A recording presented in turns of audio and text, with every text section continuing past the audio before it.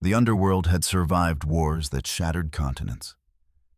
It had endured the rise and fall of demon kings, the birth and death of entire species, the slow erosion of countless millennia.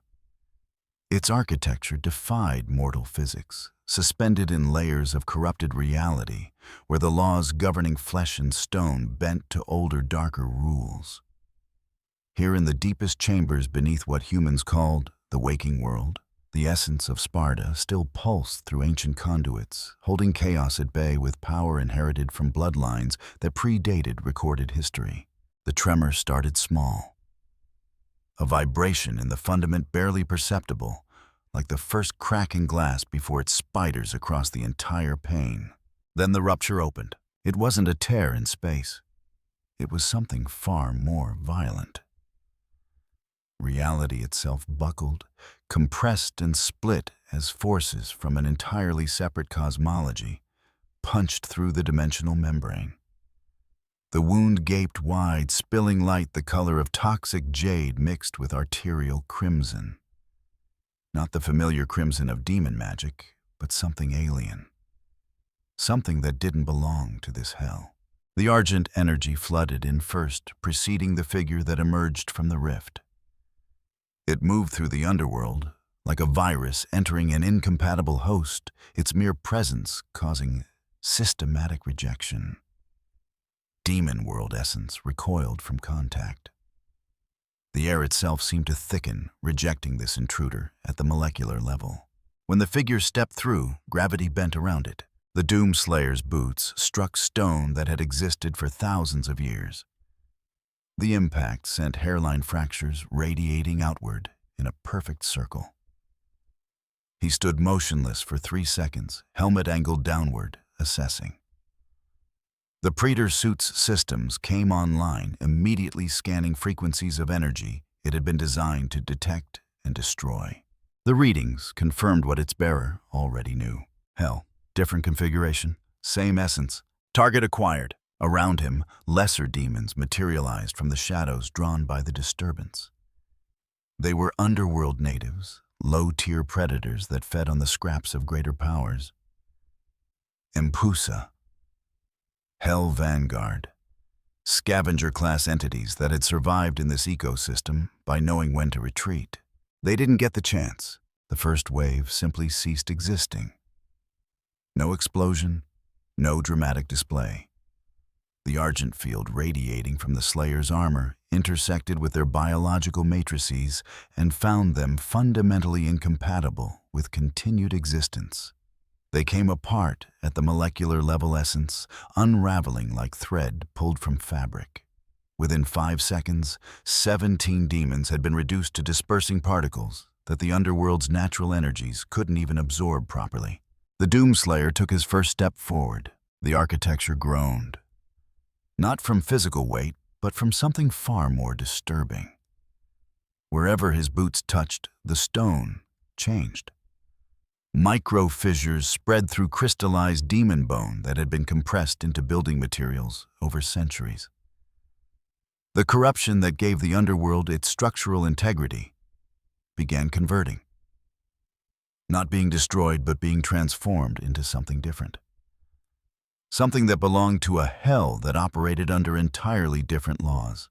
He moved through the corridor with methodical precision, each step measured, each scan comprehensive. The Praetor suit fed him constant tactical data, overlaying his vision with threat assessments and structural weaknesses. But the helmet's display remained eerily empty of targets. Everything in his immediate vicinity was either dead or had fled before his approach could register. The silence spread outward from his position like a disease. In chambers 3 levels above a blitz demon materialized its lightning-wreathed form, crackling with predatory excitement as it sensed prey. The creature had survived in the underworld for decades by being faster than anything else at its power level. It descended through the stone itself, phasing between dimensions, closing the distance in microseconds. It got within 15 feet before the field hit it. The Blitz's electrical matrix destabilized instantly. Its speed, its primary survival mechanism, meant nothing against a force that didn't operate on the underworld's dimensional frequencies. The demon tried to retreat to phase back out of range. Too late.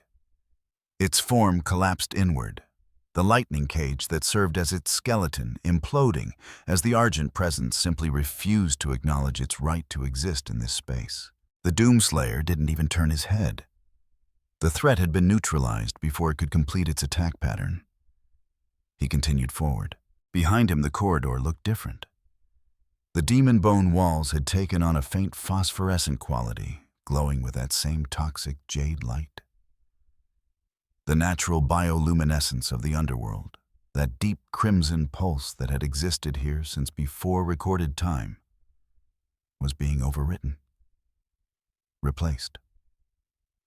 Like an invasive species colonizing an ecosystem and transforming it into something unrecognizable. The process accelerated with every step.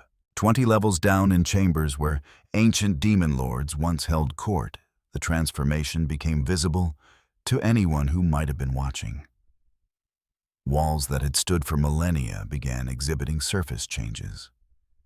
The organic technology that demon world entities used. Structures grown from compressed essence and malevolent will started exhibiting foreign characteristics. Veins of argent light traced through them like infection vectors. The underworld was fighting back. Maluk Sparta, the fundamental energy signature that had been woven into this realm's very foundation, pushed against the intrusion. For a brief moment, the two cosmologies clashed directly. Demon world essence versus hell energy from an entirely separate universal framework. Neither could fully override the other, but the conflict itself was causing structural instabilities that rippled outward at an exponential rate. In the abandoned temples where Sparta's influence remained strongest, stone columns began to crack.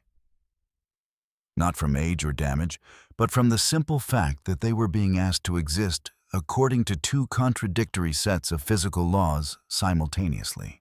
The Doomslayer's scanner picked up a concentration of hell corruption 300 meters ahead. Significant density. Multiple signatures. He adjusted his trajectory without breaking stride, angling toward the source with the efficiency of a missile locking onto a target. He emerged into what had once been a cathedral of sorts, a vast chamber with vaulted ceilings that stretched into darkness. The architecture here was older, more elaborate.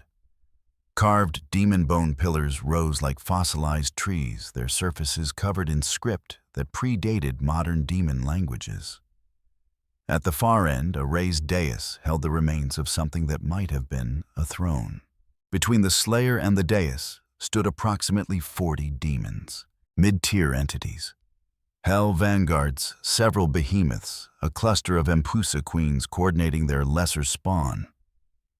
They had gathered here when the disturbance first registered, drawing together out of instinct, seeking strength in numbers against an unknown threat. They registered his presence simultaneously. The Empusa queens shrieked their psychic network broadcasting alarm across frequencies that could shatter mortal minds. The behemoths lowered their massive heads' armor plates, grinding as they prepared to charge. Hell vanguards flickered at the edges of perception, their dimensional phasing abilities, allowing them to position for flanking attacks. The Doomslayer assessed the threat level, calculated the most efficient termination sequence, and moved. What happened next wasn't a battle. It was an execution. He crossed the distance to the nearest behemoth in less than a second. And the massive creature's size advantage meant nothing against the force of impact. His fist, driven by strength that had been forged in wars across entire dimensions, connected with the demon's skull just below its primary horn. The bone shattered. The concussive force transferred through the entire skeletal structure, and the behemoth collapsed like a building losing its support columns. Before its body hit the ground, he'd already moved to the next target. An Empusa queen tried to retreat its lesser spawn, throwing themselves in his path in a desperate attempt to slow him down. He walked through them, literally. His armored form pushed through the swarm like they were smoke, and where he passed, the demons came apart. Not from blows or weapons, but from simple contact with his presence. The Argent field was too strong, too fundamentally opposed to their existence. The Queen died trying to teleport away. The dimensional shift failed, halfway through its body, caught between realities that were being forced into conflict by the Slayer's proximity. It collapsed into itself biological structure, unable to maintain coherence across the dimensional boundary. A Hell Vanguard materialized behind him, spectral blade raised for a killing strike aimed at the gap between helmet and armor. The blade connected with the Praetor's suit's energy shielding and rebounded so hard, the demon's arms shattered from the recoil. The Slayer turned, grabbed the creature by its throat with one hand, and slammed it into the nearest pillar, hard enough that both the demon and the ancient stone exploded into fragments. The remaining demons tried to flee. Some succeeded in opening escape portals, phasing back to deeper levels where the underworld's natural defenses might protect them. Others weren't fast enough. They died in his wake, extinguished like candles in a hurricane. Within 90 seconds, the cathedral stood empty except for the Doomslayer. He surveyed the chamber scanner, still active, confirming no active threats remained.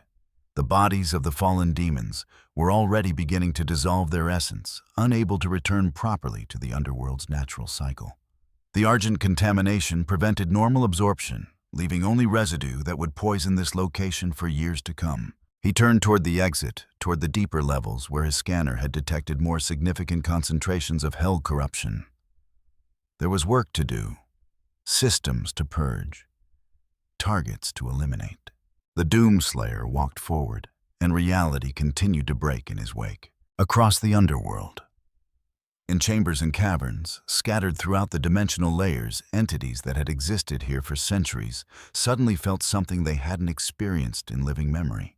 Fear, not the simple survival instinct that governed lesser demons. This was deeper, more primal. The kind of existential dread that came from sensing a predator so far beyond your weight class that the concept of resistance became meaningless. The stronger entities, those with enough intelligence to analyze what they were feeling, realized something worse. This wasn't an invasion. Invasions could be fought. Armies could be marshaled, defenses prepared, tactical advantages secured. This was something different. This was a fundamental incompatibility. The presence that had entered their world operated according to rules that made their existence optional, and it was steadily expanding its influence with every moment that passed. The underworld itself seemed to recognize the threat. In places where Sparta's bloodline magic remained strongest, ancient defense systems began activating. Seals that hadn't been triggered in millennia flickered to life. Wards designed to repel intruders from other dimensions pulsed with renewed strength. It made no difference. The Argent field wasn't trying to break through the underworld's defenses. It was replacing them, overriding the fundamental code of reality itself one section at a time, transforming hell into a version of itself that answered to different laws. And at the center of it all, the Doomslayer continued his methodical advance, silent and unstoppable. A force of nature wrapped in armor and driven by a purpose that had burned for so long it had become identity itself. The underworld trembled. Not from any single impact, but from the cumulative weight of his presence. Each step another brick added to a foundation that would eventually collapse the entire structure. And in the human world above, in the ruins of a city called Redgrave, two brothers who shared demon blood felt the disturbance ripple upward through dimensional barriers that had held for centuries. Dante paused in mid-stride, one hand moving instinctively toward the blade strapped across his back.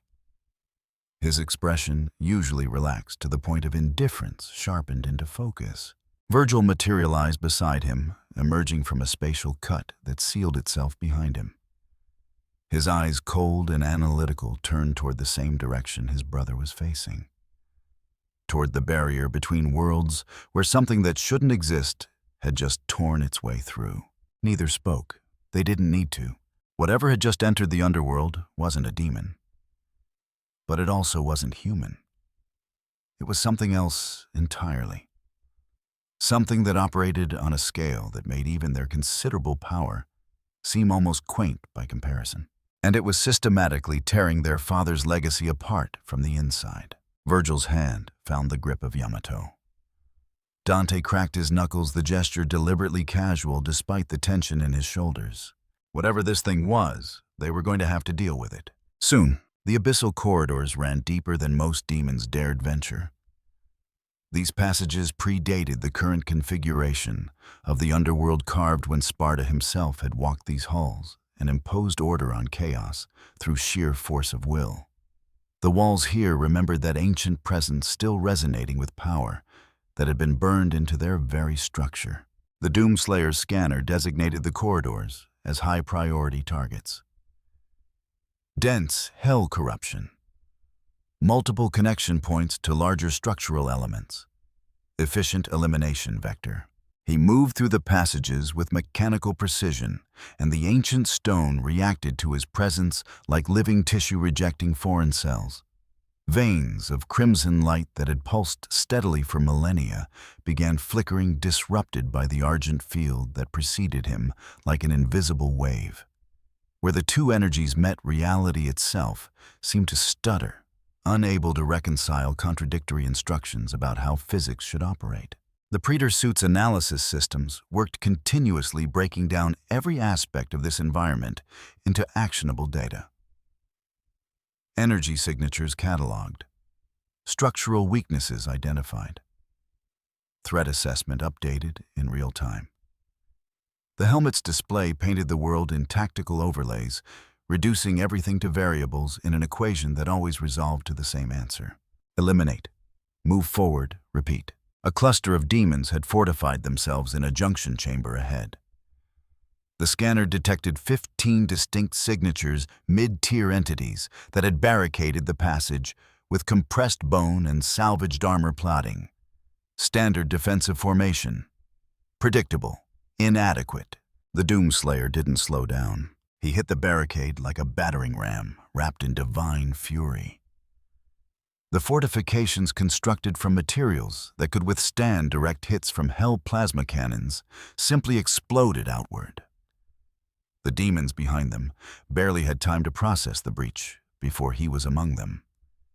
And then processing became irrelevant because they no longer possessed the biological machinery required for conscious thought. His movements were efficient to the point of being almost mechanical.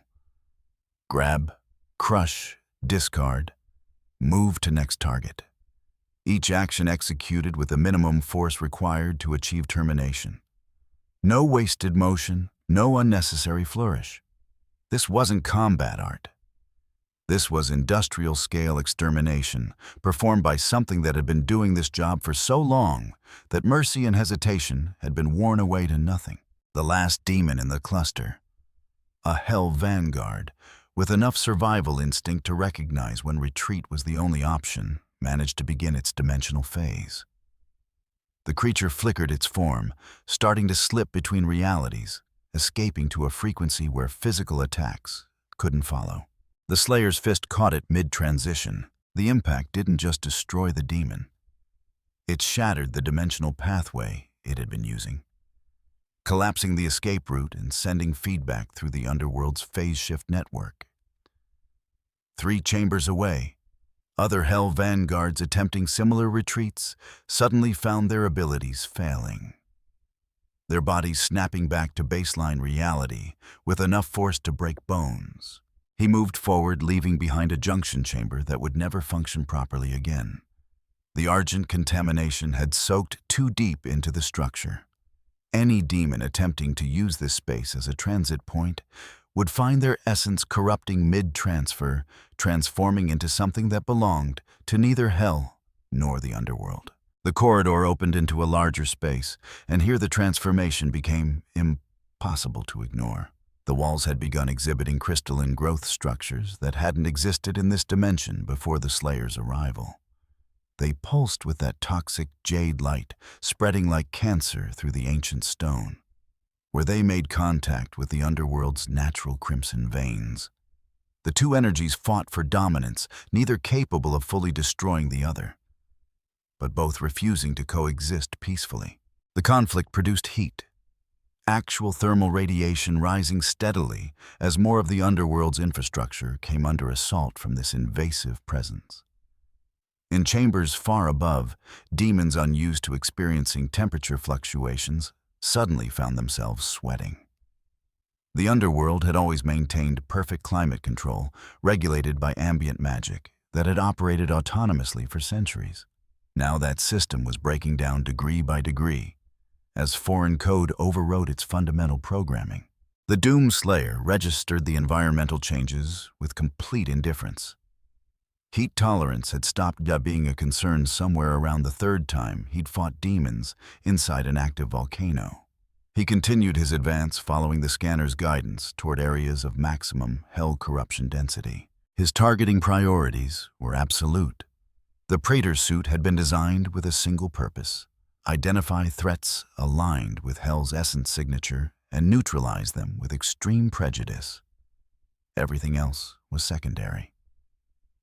The system had been refined over countless battles, optimized to the point where it could distinguish between dozens of different corruption types and categorize them according to threat levels that would have seemed incomprehensible to anyone who hadn't spent subjective centuries fighting this war.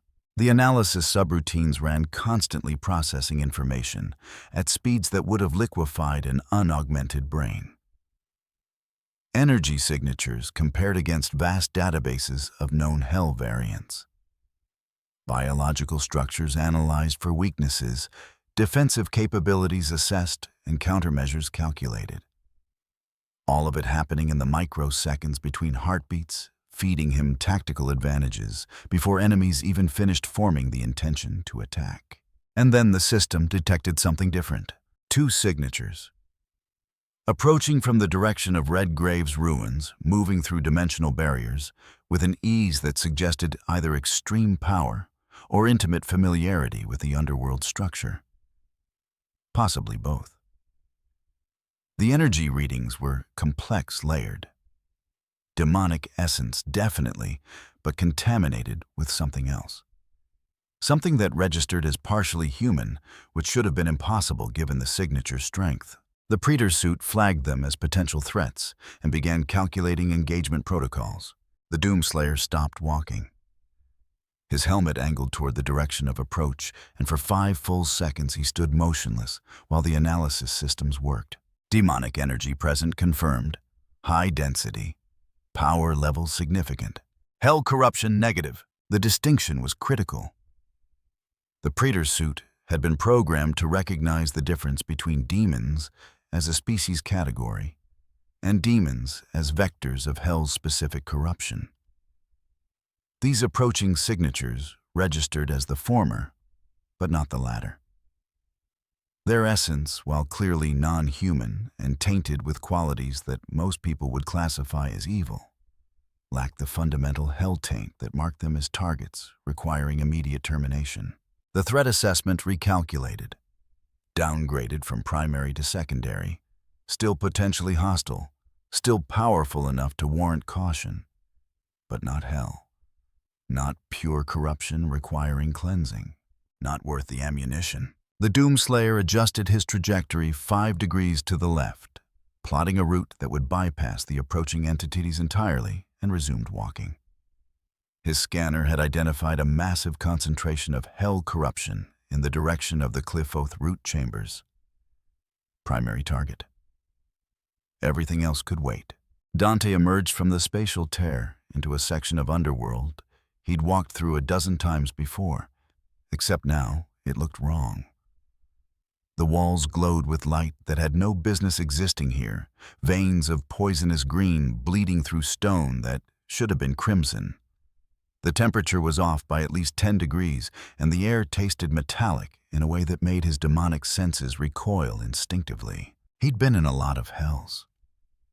Most of them tried to kill you with fire or ice or physics that bent in uncomfortable directions. This felt different. This felt like being slowly erased, like reality itself was being rewritten around him, one molecule at a time. Virgil materialized beside him. Yamato already drawn the blade's edge, catching light that wasn't supposed to exist. His brother's expression, normally controlled to the point of being unreadable, showed a tightness around the eyes that Dante recognized as genuine concern. They'd both felt the disturbance. Neither had expected to find this. The corridors ahead showed signs of violence that went beyond normal demon conflict. Walls cratered inward from impacts that should have shattered bone, but instead had pulverized stone compressed to near diamond hardness. Scorch marks that weren't really scorch marks, more like places where reality had been burned away and hadn't quite grown back correctly. And everywhere that jade contamination spreading through the infrastructure like infection through flesh. Dante took a step forward, and immediately every combat instinct he'd developed over decades of fighting started screaming warnings. Danger. Extreme danger.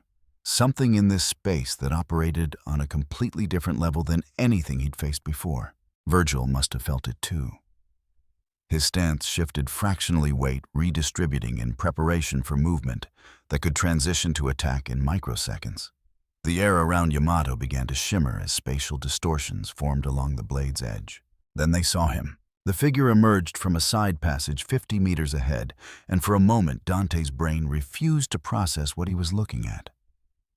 Not because the armor was particularly strange, he'd fought demons wrapped in weirder gear, but because of the presence.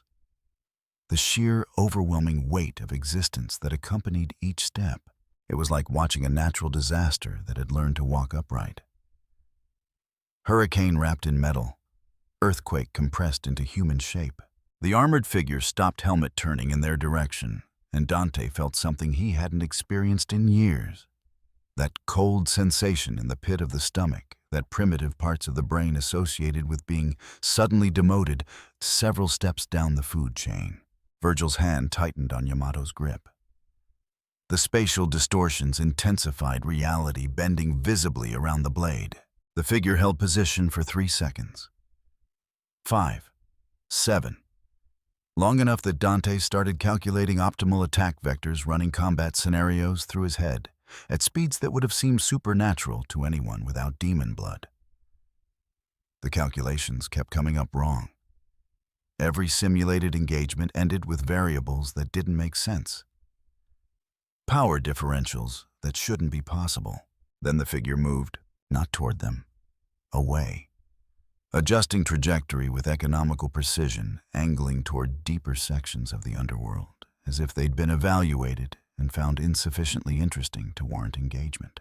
Dismissed. The armored figure disappeared into another passage, and the oppressive presence faded with him, leaving behind only the contaminated corridors and the lingering sense that they'd just been measured and found wanting. Dante realized he'd stopped breathing. He forced his lungs to function, dragging in air that tasted wrong and felt worse. Virgil's expression had gone completely blank.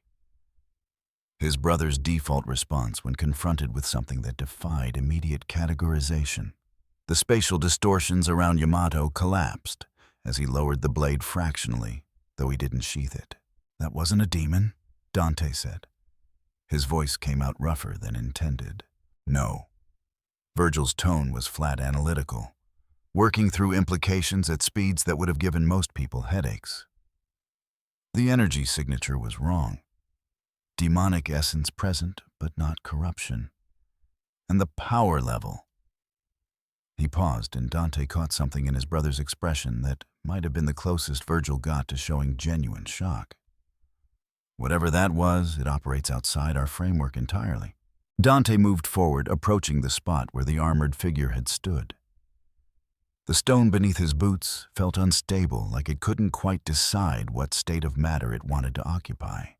He crouched, running one hand across the surface, and his fingers came away tingling with energy that made his demon blood recoil. This wasn't just contamination. This was conversion. The underworld's fundamental essence was being overwritten, replaced with something that followed completely different rules. He scanned us. The realization hit him suddenly. That pause. He was analyzing threats, and concluded we weren't worth engaging. Virgil's voice carried an edge that might have been irritation or might have been something more complex.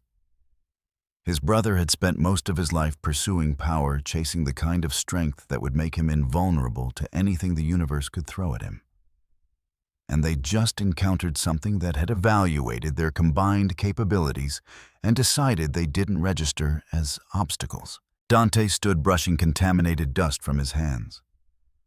The stuff clung stubbornly, resisting being removed like it wanted to spread further.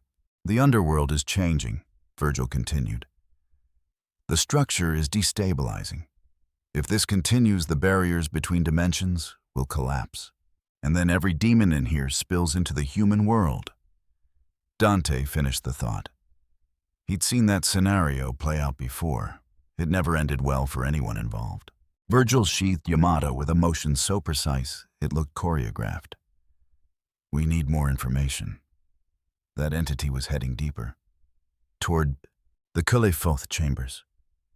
Dante felt the pieces clicking together. If something that strong hits the root system, the whole dimensional structure could collapse. They'd fought hard to keep the Culefoth contained after the last incident. The damn tree's roots spread through multiple dimensional layers, acting as structural support for sections of the underworld that would otherwise implode. Damage it enough, and you risked bringing down everything. And whatever that armored figure was, it didn't seem like the type to care about collateral damage. Virgil started moving his stride, eating distance with economical efficiency. Dante followed Devil Sword, Dante materializing across his back with a thought. The weapon's presence provided some comfort, though. If he was being honest, he wasn't sure even that would be enough against whatever they were dealing with. The corridors got worse the deeper they went.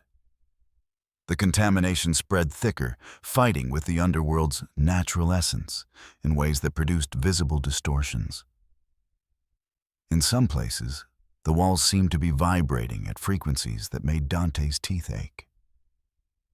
In others, sections of reality had simply given up trying to reconcile the conflicting instructions and collapsed into zones of visual static that hurt to look at directly. They found more evidence of the armored figure's passage. Demons torn apart with efficiency that went beyond brutal into something almost clinical. Barricades that had been pulverized into molecular dust. Entire defensive positions erased so thoroughly that only outlines remained, shadows burned into walls like afterimages of violence. "He's not fighting them," Virgil observed. "He's cleaning them up, like removing obstacles from a path." "Yeah." Dante studied a crater where something massive had clearly tried to make a stand.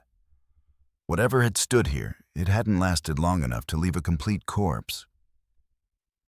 Question is, what's he cleaning a path toward? They got their answer 15 minutes later when the tunnel opened into a vast chamber and both brothers stopped dead. The Culefoth's root system spread before them, massive tendrils of demonic plant matter that had grown here over years, burrowing through dimensional barriers and anchoring entire sections of reality. The roots pulsed with dark energy veins of power that fed upward toward the tree's main body in the human world. And in the center of it all, barely visible through the tangle of corrupted vegetation, stood the armored figure. He was destroying it, not slowly, not carefully. With methodical, systematic efficiency, he was tearing through root structures that had taken years to grow and were reinforced with magic, powerful enough to warp space. Each impact sent shockwaves through the entire chamber, making the ground heave underfoot. Massive sections of the root system simply ceased to exist where he touched them, disintegrating into particles that the underworld couldn't properly absorb. Dante watched a root thicker than his torso get grabbed by one armored hand and torn free from its anchor points. The sound was like continents grinding together. The root thrashed, trying to defend itself with toxins that could dissolve diamond, but the armored figure's grip didn't so much as loosen. He tossed it aside, and the severed section began corrupting immediately, jade light spreading through it like fast-motion video of mold-consuming bread. Virgil's hand found Yamato's grip again. "If he continues, the structural collapse will start within minutes," I noticed. Dante was already moving, positioning himself between the armored figure and the next cluster of roots. This wasn't about defending the Qliphoth. That thing was a menace that needed to go eventually. But not like this. Not in a way that would bring down half the underworld and possibly rupture the barriers into the human realm. The armored figure paused mid-motion, helmet turning toward Dante with mechanical precision. For the first time, they were close enough that Dante could see details. The armor was damaged, in places scored with marks that looked like they'd been made by claws or teeth the size of buildings. But the damage was old, worn smooth by what must have been incredible amounts of use. This wasn't ceremonial gear. This was working armor, battered and functional, maintained with the kind of care that came from absolute dependence on its continued operation. And behind the amber visor, Dante couldn't see eyes, just darkness, just void. "Hey," Dante said, keeping his voice level despite every instinct telling him this was a terrible idea. "I get it. Demons, hell, whole place needs cleaning. We're on the same page there, but maybe we could talk about the approach. You know, before you accidentally drop several dimensions on our heads?" The helmet tilted fractionally, analyzing, processing, running calculations behind that expressionless visor. Virgil moved into position on the opposite side, Yamato drawn, but not raised. Flanking formation. Not aggressive, but ready. The spatial distortions around his brother's blade intensified, preparing countermeasures that Dante suspected would be utterly insufficient, but at least represented an attempt at establishing defensive options. The armored figure's posture didn't change. He stood perfectly still, one hand resting on what looked like a blade, made from crystallized energy, the other hanging loosely at his side. No tension, no preparation for combat. Just absolute readiness that somehow managed to be more threatening than any aggressive stance could have been. Then he made a sound. Not words. Just a single note, barely audible even in the silence of the chamber. It came through speakers built into the helmet, artificial and emotionless. Negative. The meaning was clear. No negotiation, no discussion, no compromise. There was work to do, and obstacles would be removed if they insisted on making themselves relevant to the process. The armored figure turned back toward the Qliphoth roots, dismissing them again, and raised his fist for another strike that would tear through dimensional supports like tissue paper. Dante moved without thinking, years of combat instinct overriding rational thought. Devil Trigger activated mid-step, transforming him into his demonic form as he closed the distance. Not trying to kill, not trying to wound, just trying to intercept. Trying to stop the next strike before it could land. His hand caught the armored wrist inches from impact. The collision point exploded with force that hurled Dante backward across the chamber. He hit a root cluster hard enough to crater the demonic wood, leaving an impression 3 feet deep. Pain registered, which meant the impact had actually exceeded his supernatural durability threshold, something that shouldn't have been possible from a simple strength contest. Virgil was already moving Yamato's edge, cutting through space itself, opening portals that redirected the armored figure's trajectory. Spatial cuts that should have bisected anything. Caught within them, that had torn through demon lords and dimensional barriers with equal ease. The armored figure walked through them, not breaking the portals, not disrupting the spatial manipulation. Simply ignoring the fact that he should have been severed into pieces, stepping through cuts in reality, like they were optical illusions rather than fundamental violations of physics.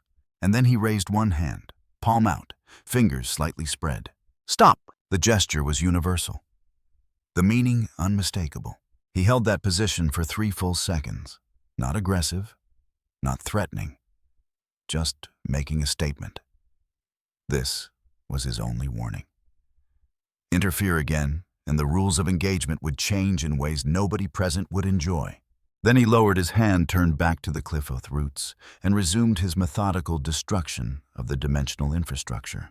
Dante pulled himself out of the crater ribs, protesting, but already healing. He made eye contact with Virgil, seeing his own confusion reflected in his brother's carefully neutral expression. They'd just been warned off by something that could have killed them both and chose not to. Something powerful enough that it could afford to be merciful.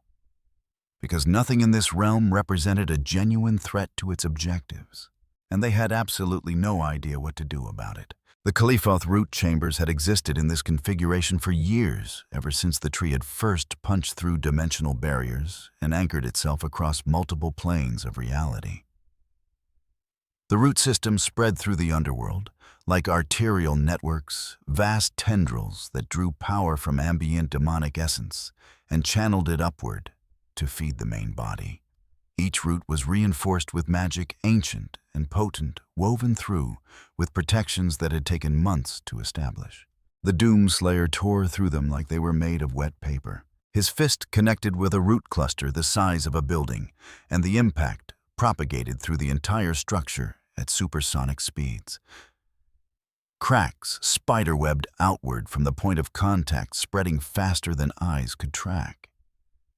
The reinforcement spells designed to absorb and redirect kinetic force simply failed. They weren't being overpowered through superior strength. They were being rejected at a fundamental level, like antibodies encountering a pathogen their system had no framework to recognize. The root cluster exploded, not burned away or dissolved, exploded, blown apart into fragments that began corrupting immediately upon separation from the main mass. Jade light spread through the shattered pieces, converting demonic plant matter into something that belonged to neither hell nor the underworld, but existed in the ugly space between. He moved to the next cluster without pause, grabbed a tendril thick enough that it would have required industrial equipment to sever, and tore it free from its anchor points with one sustained pull. The sound echoed through chambers 3 levels up. Stone that had been compressed into near crystalline hardness by centuries of magical pressure cracked as the root came free, and sections of ceiling began raining down in chunks the size of cars. The Doomslayer didn't look up. His armor could handle the falling debris, and structural collapse was inevitable once you started removing load-bearing elements from architecture that had been designed without regard for proper engineering principles. He threw the severed root aside, watching with detached satisfaction as it began disintegrating, releasing energy that the underworld's natural systems tried and failed to absorb properly. Behind him, Dante was pulling himself out of a crater, and Virgil had repositioned to a different angle. Yamato's edge catching light that shouldn't exist as spatial distortions reformed around the blade. The Slayer's threat assessment updated automatically.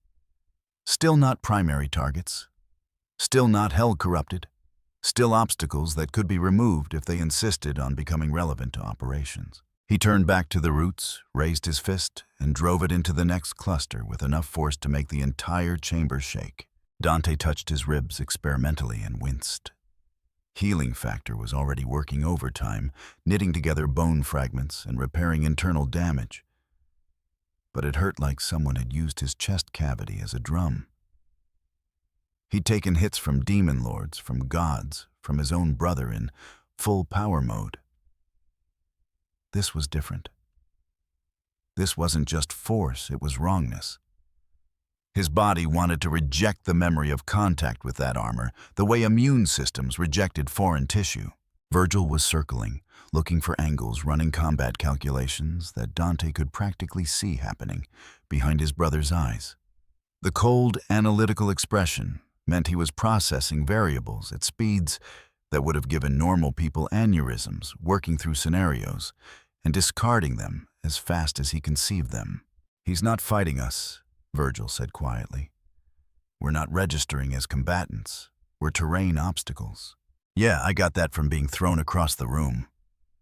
Dante rolled his shoulders, feeling vertebrae pop back into alignment. "Question is, how do we stop someone who thinks we're furniture?" Another impact shook the chamber as the armored figure destroyed another root cluster.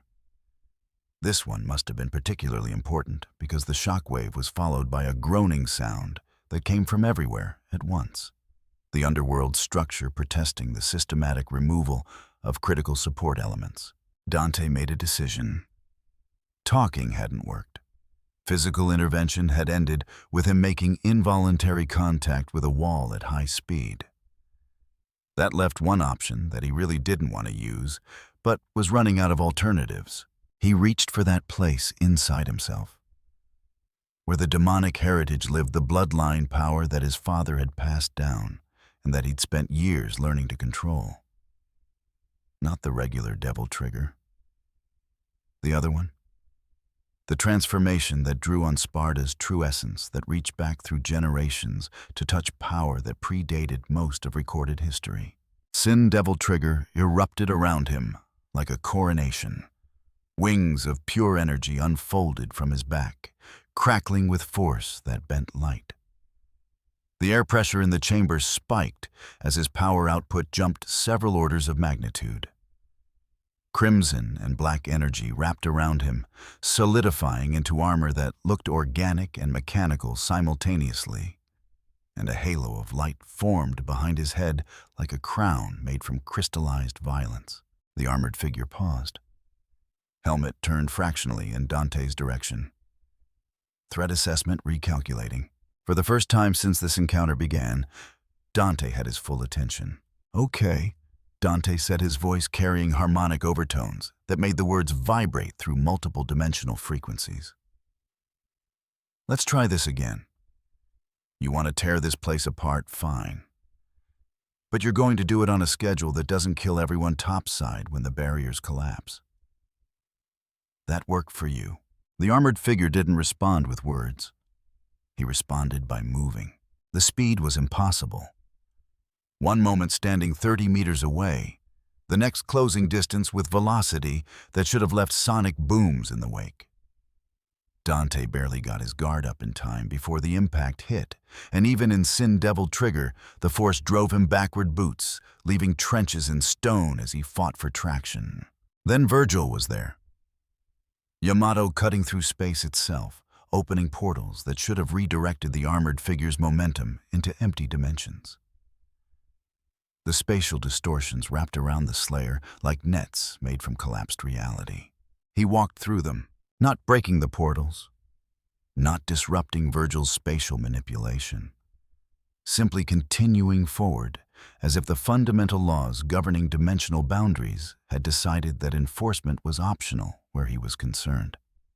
The portals closed behind him, sealing uselessly, and Yamato's edge, which had cut through demon gods, couldn't find purchase on armor that existed according to rules written in a completely different language. Virgil's expression remained neutral, but Dante caught the slight widening of his brother's eyes.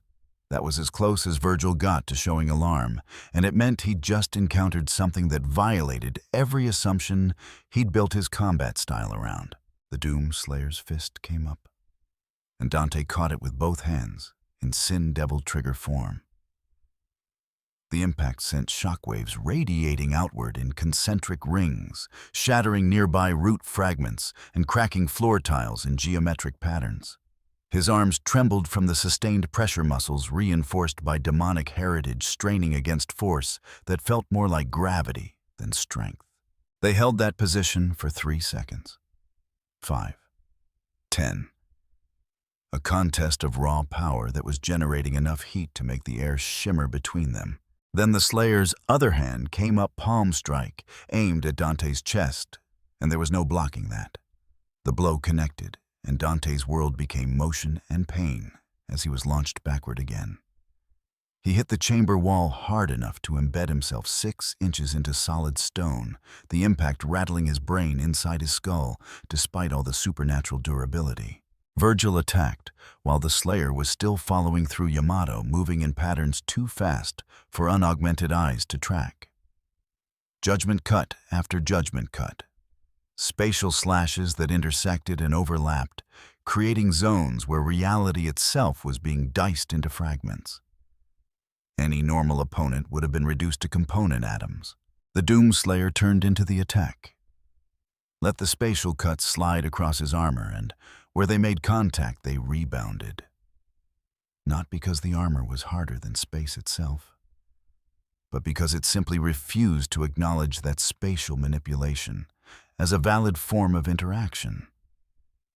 The Predator suit had been designed to operate in dimensions where physics broke down entirely. Conventional attacks, no matter how powerful, couldn't breach defenses that had been tested against the fundamental chaos of hell itself.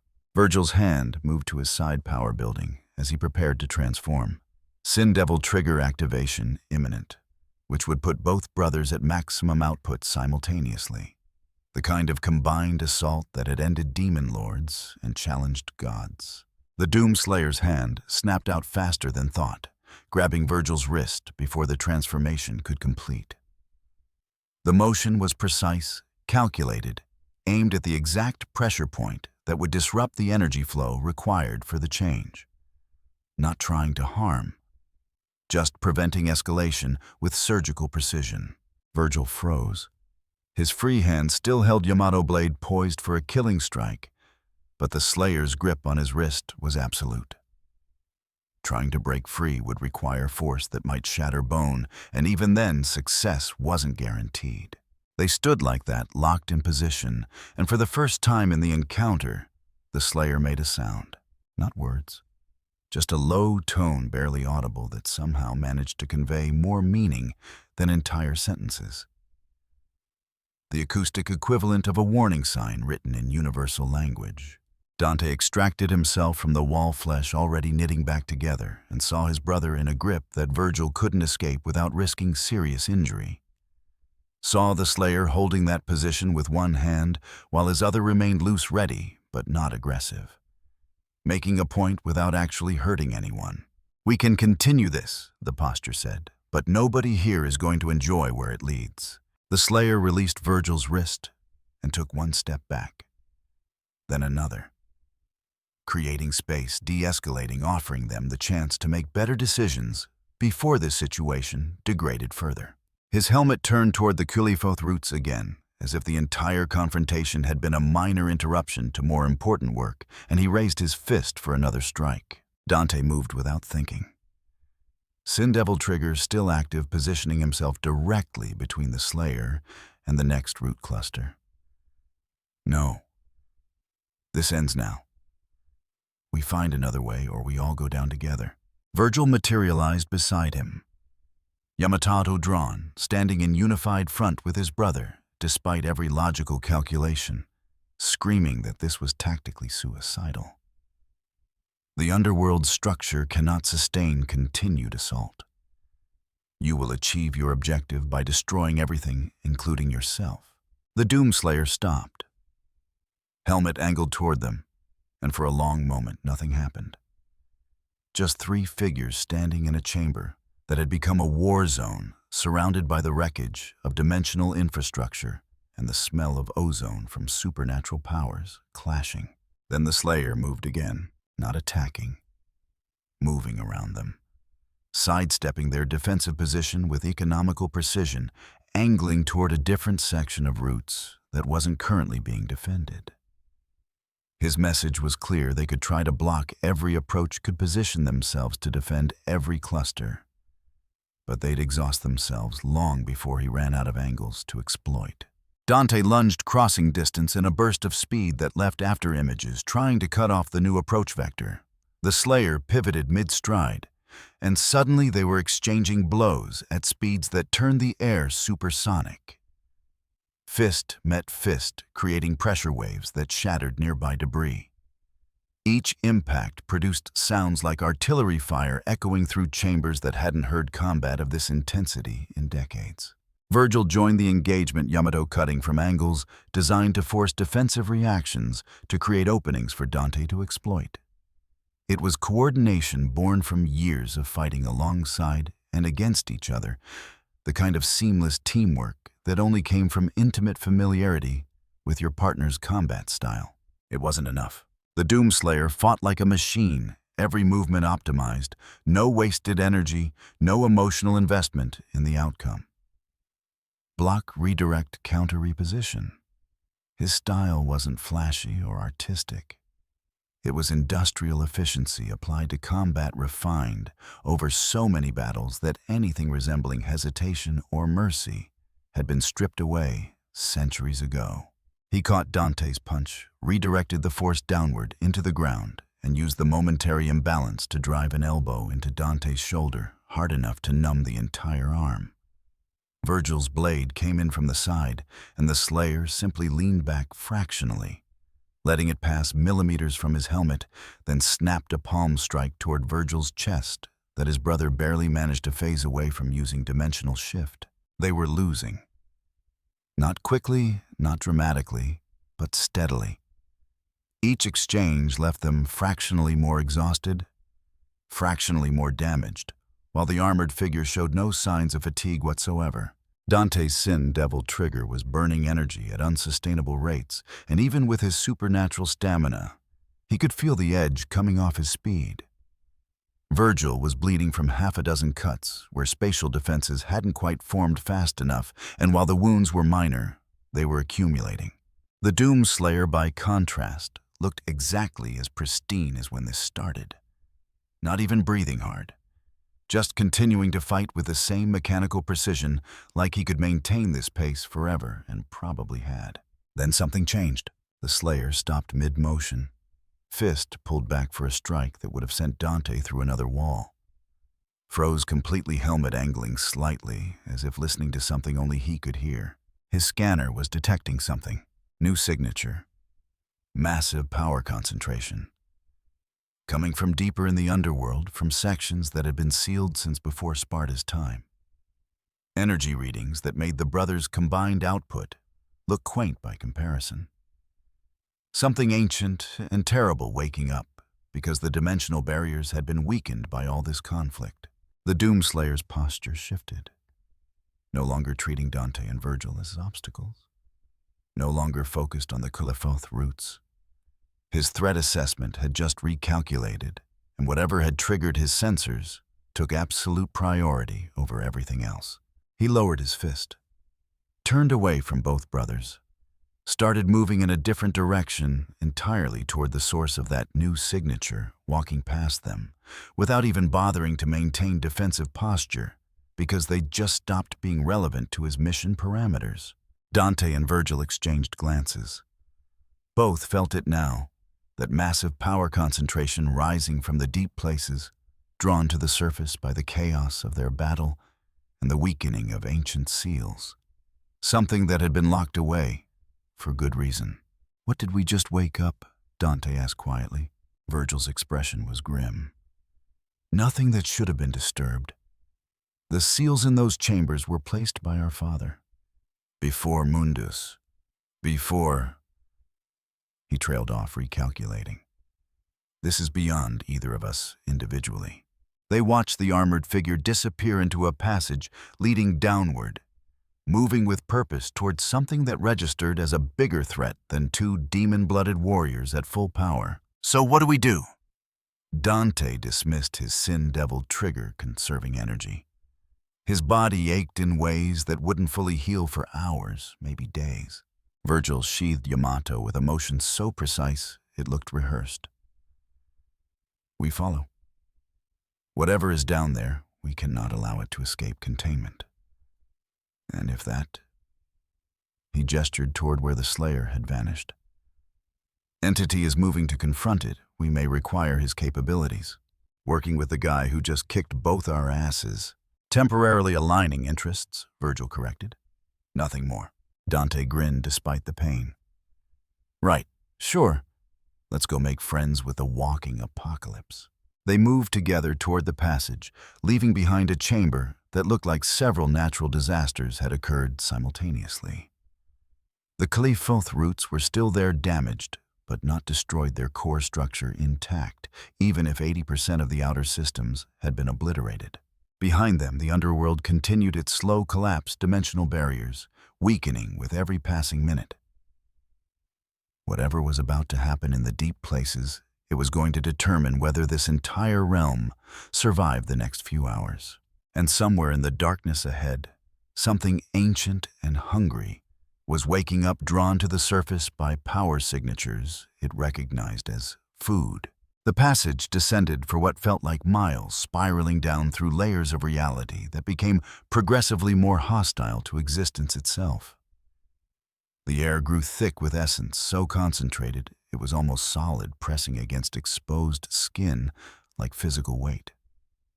Temperature fluctuated wildly, swinging between extremes that would have killed unprotected humans in seconds. Dante and Virgil moved carefully, both maintaining defensive postures despite their exhaustion. The walls here were old, predating the current configuration of the underworld by centuries at minimum. Stone covered in script that neither of them could read, symbols that seemed to shift and change when viewed directly. Ahead, they could hear sounds. Not combat yet, but movement. The Slayer progressing through chambers that hadn't been opened in living memory, his presence causing reactions from the environment itself.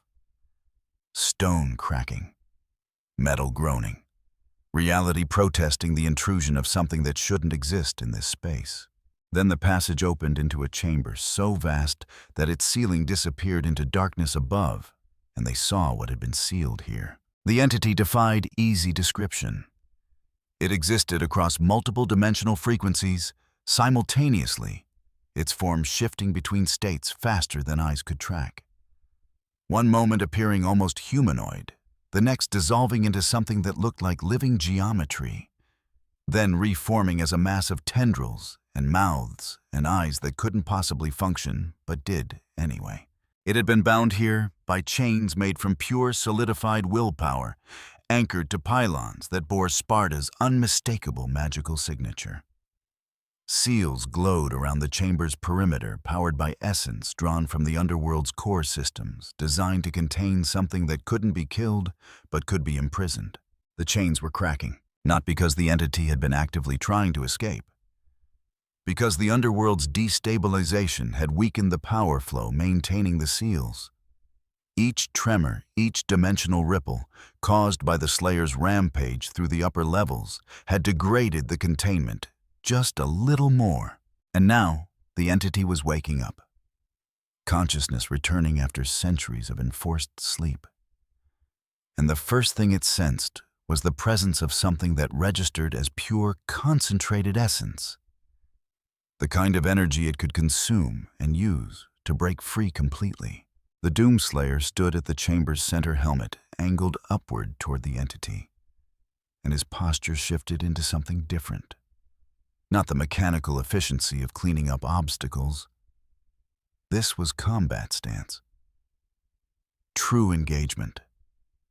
The kind of readiness that came from recognizing a target that actually mattered. His scanner's readings were unambiguous. This entity was pure hell corruption. Not demonic in the underworld sense, not just powerful. This was corruption at the conceptual level, the kind of evil that existed before morality had language to describe it. Everything his programming had been designed to identify and destroy. Primary target acquired. The entity's attention focused downward, perceiving the Slayer for the first time, and something like recognition passed across whatever it used for consciousness. Here was food. Here was essence it could consume, power it could absorb and use to evolve beyond even the form that had required Sparta and his allies to combine forces for containment. It reached for him with tendrils that existed in too many dimensions to properly perceive appendages that could tear through space like tissue paper, moving with speed that defied physics. The Doomslayer's hand snapped to his back, drawing a weapon that hadn't been visible before. The blade ignited with energy that made the air scream a sword, forged from principles that made reality uncomfortable. The crucible burned with light that was somehow both holy and profane sacred violence, concentrated into a cutting edge that could sever anything up to and including the bonds between soul and flesh. He met the entity's attack head-on blade, cutting through reality-bending tendrils with contemptuous ease, and where the crucible's edge passed, the entity's substance didn't just separate, it ceased. Erased at a fundamental level, removed from existence in ways that prevented regeneration. The entity screamed.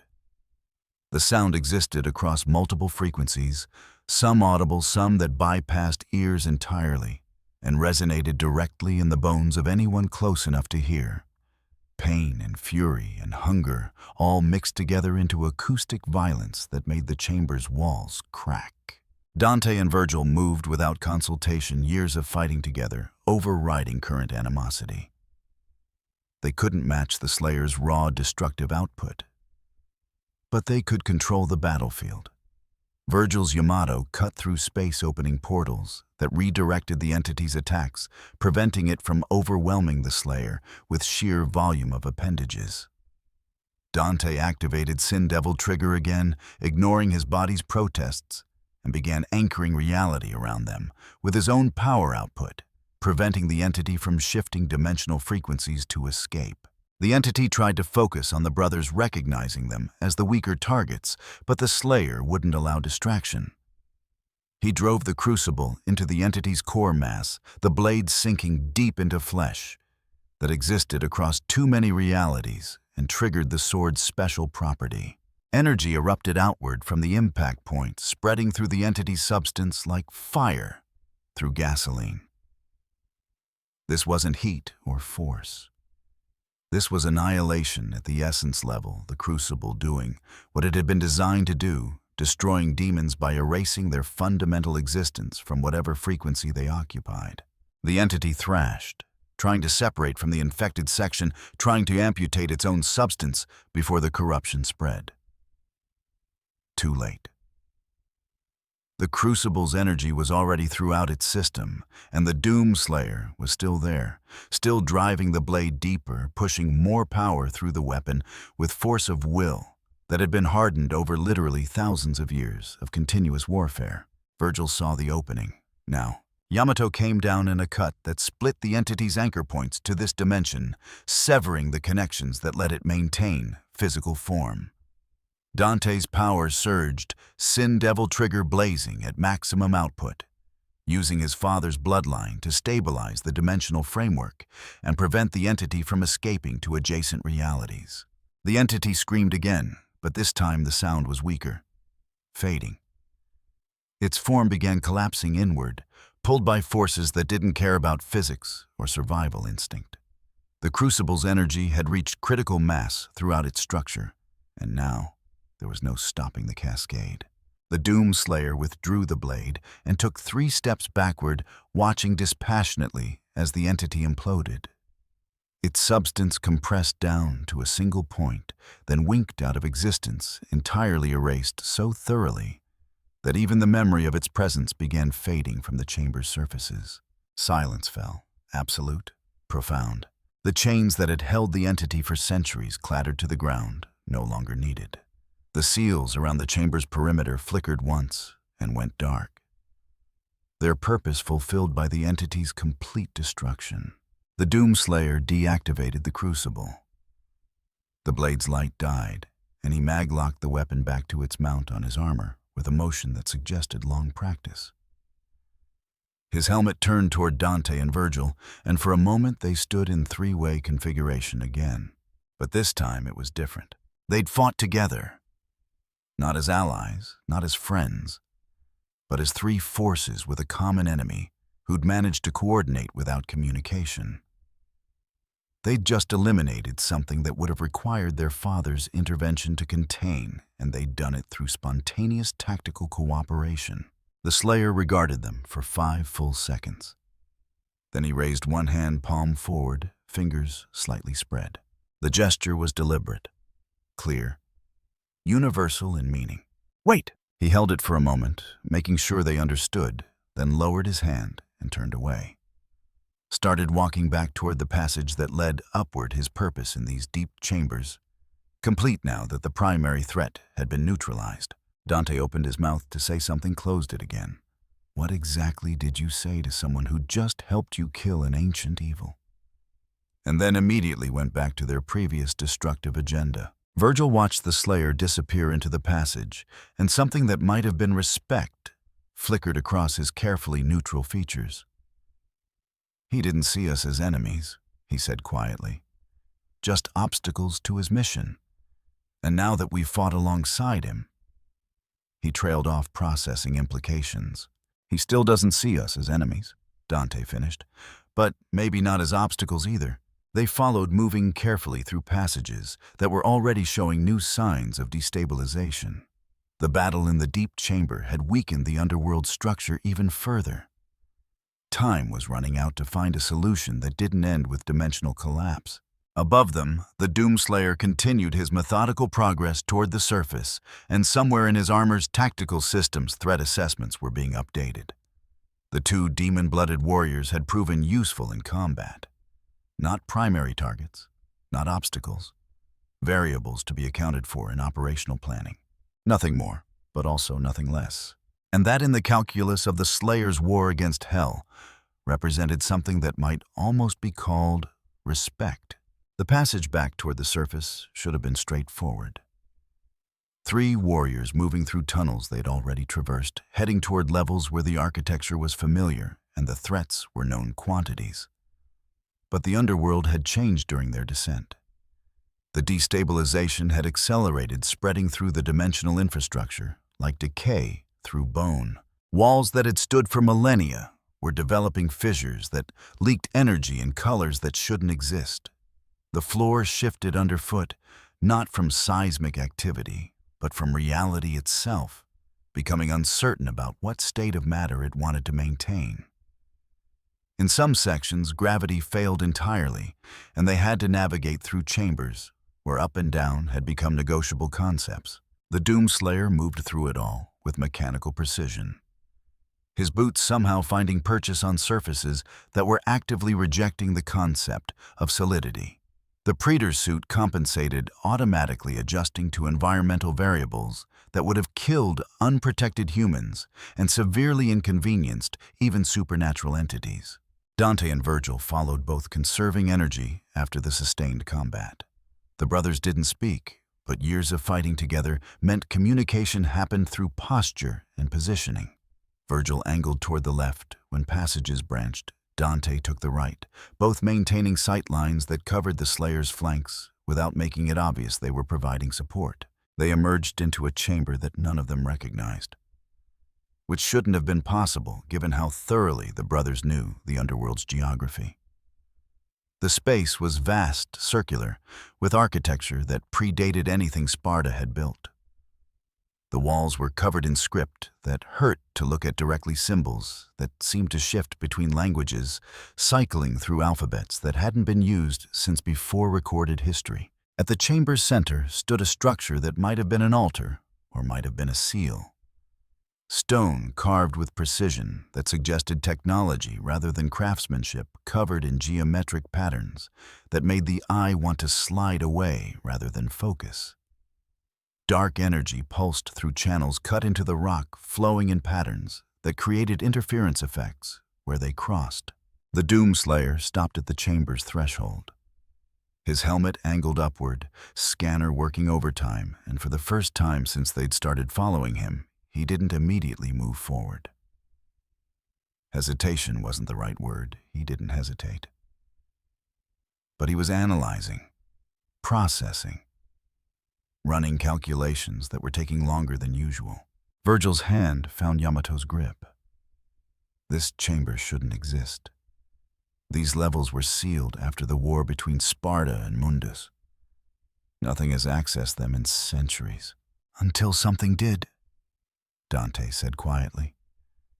His demonic senses were screaming warnings, detecting power concentrations that made his earlier assessment of the contained entity look almost quaint by comparison. What the hell is this place? The answer came from the altar itself.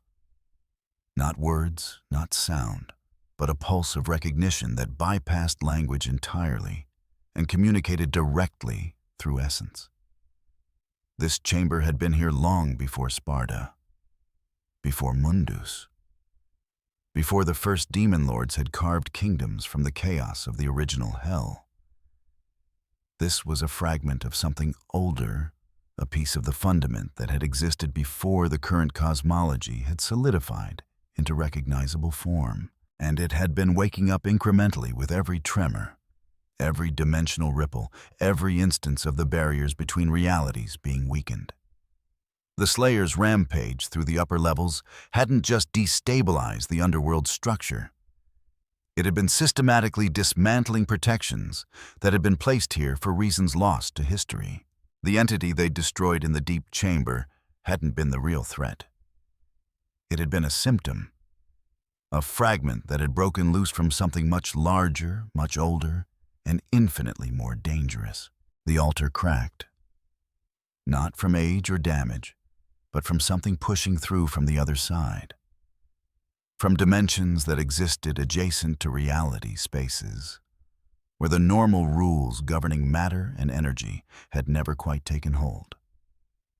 Stone that had remained solid for eons began flowing like liquid, reshaping itself, forming configurations that geometry shouldn't allow. The Doomslayer's posture shifted. Combat stance. Full readiness. His hand moved to his back, and the crucible came free blade, igniting with light that made the chamber's shadows recoil. Scanner readings were painting his helmet's display with threat assessments that kept escalating numbers, climbing past thresholds that had been defined as upper limits. Virgil drew Yamato fully, the blade's edge catching reflections from the crucible's glow. Whatever emerges from that seal, it will be beyond anything we've faced individually. Good thing we're not individual anymore, Dante said, and meant it. His hand found Devil Sword Dante's grip, feeling the weapon respond to his intent power building in anticipation of combat that would test every capability he possessed. The altar shattered. What emerged defied immediate comprehension. The entity existed across too many dimensional frequencies to perceive as a unified whole. Fragments of it appeared in baseline reality tendrils that terminated in geometries that shouldn't function. Eyes that saw in spectrums that included things like guilt and entropy, mouths that consumed concepts rather than matter. The rest of it remained anchored in adjacent dimensions, its true form too large or too complex or too fundamentally incompatible with standard physics to manifest completely. It had been old when the current hell was young. It had existed in the spaces between organized realities, feeding on the raw chaos that seeped through cracks in the cosmological framework. When the first demons had organized themselves into kingdoms and hierarchies, this thing had been imprisoned not because anyone could kill it, but because allowing it to remain active would have prevented the establishment of anything resembling stable reality. Sparta had found this chamber during his campaigns against Mundus and had recognized the danger immediately. He'd reinforced the seals, added his own power to protections that had been placed by entities he could only guess at, and sealed the entire level away behind barriers designed to withstand anything short of total dimensional collapse. The Doomslayer's presence in the underworld had provided exactly that.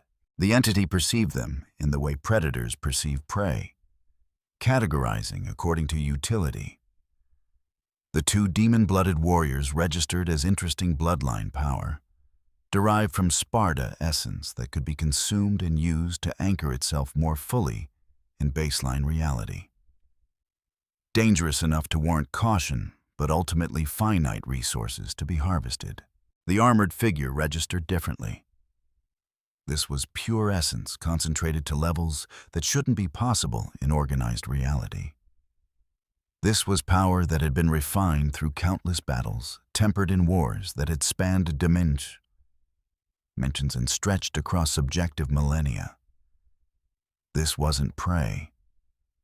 This was a feast that would allow evolution beyond anything the entity had achieved in its previous existence. It reached for the Slayer with appendages that existed in too many places, simultaneously moving with speed that made conventional acceleration look like standing still. Reality bent around the attack vectors, space compressing and expanding in ways that made distance meaningless. The Doomslayer met the assault head-on. The crucible cut through tendrils that were trying to exist in 7 dimensions at once, the blade's edge severing connections and collapsing probability waves. Where the weapon passed, the entity's substance didn't just separate it, ceased, erased from every frequency it had been occupying. But there was too much of it. For every tendril destroyed, 3 more manifested, emerging from angles that shouldn't exist in 3-dimensional space.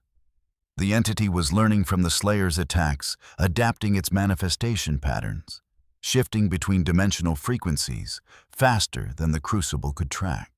Virgil moved Yamato, cutting through space in patterns that created zones of absolute separation. The spatial distortions didn't harm the entity directly. It was too spread across dimensions to be affected by conventional cuts. But they created barriers, forcing the entity to manifest through specific vectors, channeling its attacks into predictable patterns. Dante activated Sin Devil trigger power, blazing around him like a corona, and began anchoring reality. His father's bloodline gave him authority over the underworld structure, the ability to impose order on chaos through sheer force of inherited will.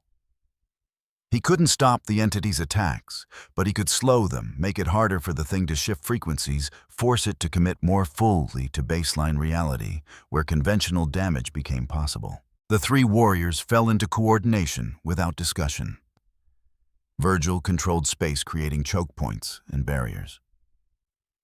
Dante stabilized reality, preventing the entity from exploiting dimensional shortcuts. The Slayer pressed the attack Crucible, carving through manifestations with relentless efficiency, each strike removing portions of the entity's presence from existence. But it wasn't enough. The entity was too large, too distributed across too many dimensions. They were fighting a fragment of its attention, while the bulk of its consciousness remained safely anchored in spaces they couldn't reach. Every piece they destroyed was replaced by more substance drawn from those unreachable reserves. The entity began targeting them individually, recognizing that the coordination was the real threat. Tendrils lashed toward Dante, trying to disrupt his concentration, to break the reality anchor that was preventing easy dimensional shifting. Other appendages went after Virgil, attempting to collapse his spatial barriers through brute force application of mass. The Doomslayer took impacts meant for both brothers, his armor absorbing attacks that would have shredded lesser entities. The Praetor suit's shielding flared with each hit, energy barriers designed to withstand bombardment from weapons that violated causality. Damage registered, the armor wasn't invulnerable, but it held, and the Slayer didn't slow down. He drove the Crucible into the entity's largest manifestation point, the blade sinking deep into flesh that was trying to exist in too many states simultaneously. Power surged through the weapon, the same annihilation energy that had destroyed the sealed entity in the deep chamber, spreading through the target's substance like poison through blood. The entity screamed. The sound existed across multiple frequencies, some audible, others that bypassed conventional hearing and resonated directly in the bones and teeth. Pain and fury mixed with something else, recognition. This was the force that had destroyed countless demons across multiple dimensions. This was the presence that hell itself had learned to fear. And it was here in this chamber, cutting away portions of existence with surgical precision. The entity tried to retreat, to withdraw back into the safety of adjacent dimensions where physical attacks couldn't follow. Virgil's Yamato came down in a slash that cut through the escape routes. Spatial distortions sealing off dimensional pathways. Dante's reality anchor intensified his power output, blazing at unsustainable levels, forcing the entity to maintain coherence in baseline reality, where it was vulnerable. The Doomslayer twisted the Crucible, triggering the blade's full destructive potential. Energy erupted outward from the impact point, spreading faster than the entity could amputate, infected sections consuming its substance across every frequency it occupied. The annihilation cascade built toward critical mass, reaching the threshold where collapse became inevitable. But the entity had one final option. It could abandon this manifestation entirely. Retreat to its core essence, hidden in dimensions beyond reach, and try again years or centuries later when the conditions were more favorable. It would mean losing everything it had invested in this emergence, all the effort spent breaking through the seals. But survival took precedence over ambition. It began the withdrawal consciousness, pulling back from the combat zone, leaving behind only meat and empty substance for the crucible to destroy. In 5 more seconds, it would be gone, safely anchored in spaces where pursuit was impossible. The Doomslayer's free hand snapped out and reality screamed. His gauntlet closed around something that shouldn't have been possible to grab the entity's retreating consciousness, the core essence that was trying to phase into adjacent dimensions. The Praetor suit's systems had been designed to operate in spaces where physics broke down completely, where the distinction between matter and energy became negotiable. It could interact with things that existed outside conventional reality. It could grab souls and rip them from bodies. It could reach into dimensional transitions and pull things back. And right now, it was preventing the entity from escaping into safety. The entity thrashed every manifestation point, suddenly reversing course, trying to break the Slayer's grip through overwhelming force. Tendrils wrapped around his armor, attempting to crush or corrode or simply tear him apart through sheer mass application. Virgil saw the opening. His eyes met Dante's across the chamber, and understanding passed between them instantly. They'd done this before, coordinated their strongest attacks for simultaneous execution, combining their inherited power in ways that produced effects greater than simple addition. Yamato moved in patterns too complex for the eye to follow, cutting through every dimensional anchor point simultaneously. Judgment cut after judgment cut, spatial slashes that intersected and overlapped, creating zones where the fabric of reality was being diced into fragments too small to support existence. Dante's sin. Devil Trigger blazed at maximum output, every reserve of power burning at once, and he drove his sword into the entity's primary manifestation.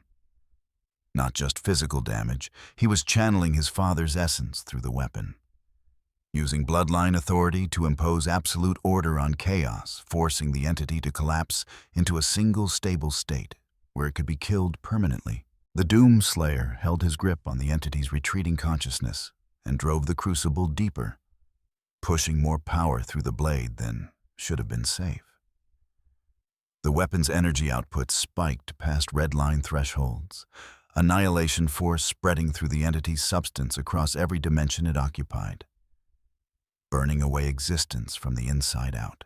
The entity's scream reached frequencies that shattered stone. Its form began collapsing, pulled by forces that cared nothing for its survival instinct. Every dimensional anchor point severed simultaneously. Every fragment of consciousness forced into a single location where the crucible's energy could reach it. Every escape route sealed by spatial cuts that refused to heal. It tried to bargain, to promise to threaten. Communication attempts came through channels that bypassed language, offering deals and making declarations in forms that the 3 warriors' minds couldn't quite process as words. None of them responded. There was nothing to negotiate. This thing had threatened reality's stability simply by existing. It needed to die, and they were going to make that happen. The collapse accelerated. The entity's substance compressed down to a point drawn inexorably inward by the convergence of 3 different forces: Yamato's spatial manipulation, Dante's reality anchor, and the crucible's annihilation energy. The compression continued past physical limits, past the point where matter should have ignited into fusion, past quantum thresholds, where particles started behaving according to probability rather than certainty. Then it crossed the final threshold, and existence simply gave up trying to accommodate its presence.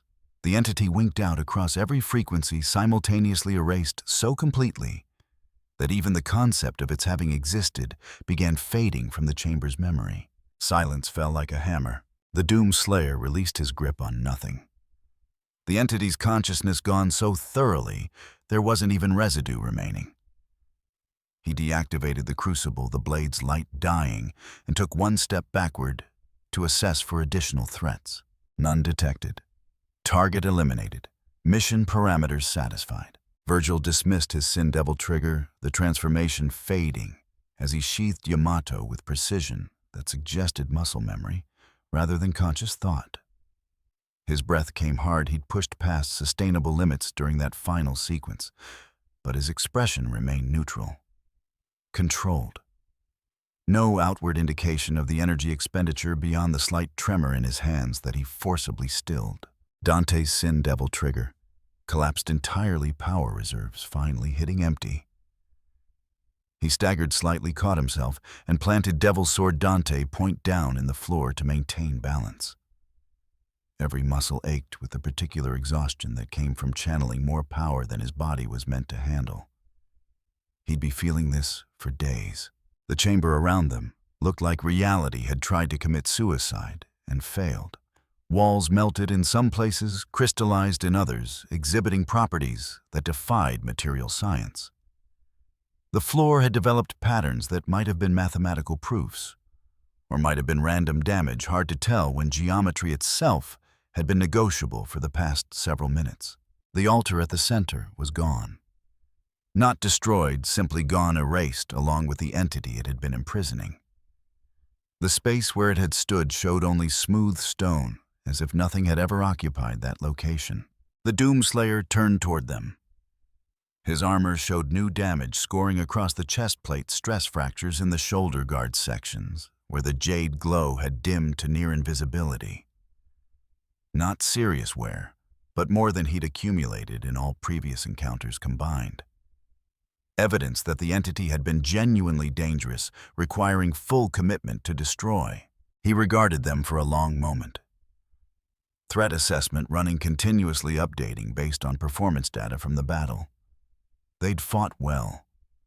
Better than well, they'd provided capabilities he lacked, covering gaps in his operational parameters.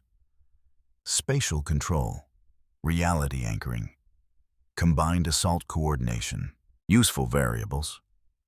Potentially allies, though that term carried implications his mission programming didn't quite accommodate. He raised one hand. Not the stop gesture from before, not the wait signal he'd used after the sealed entity. This was different. Palm up, fingers slightly curved. Acknowledgement without commitment. Recognition without alliance. Then he lowered his hand and turned away, heading toward the passage that led to the surface. The underworld was still destabilizing, still collapsing incrementally with each passing minute. There was work remaining, systems to analyze, threats to neutralize if any more ancient evils decided to take advantage of the chaos. Dante watched him go, too exhausted to attempt pursuit. He just walked away, again, after we fought together, against something that would have required Dad's full power to contain, and he just left. He accomplished his objective, Virgil said quietly. The entity is destroyed. Our assistance was tactically advantageous, but not essential. He's returning to his primary mission, which is what tearing this place apart, one root at a time, until everything collapses. Virgil didn't answer immediately. He was watching the passage where the Slayer had disappeared, processing implications with the analytical mind that had spent decades studying power in all its forms. He operates according to parameters we don't fully understand.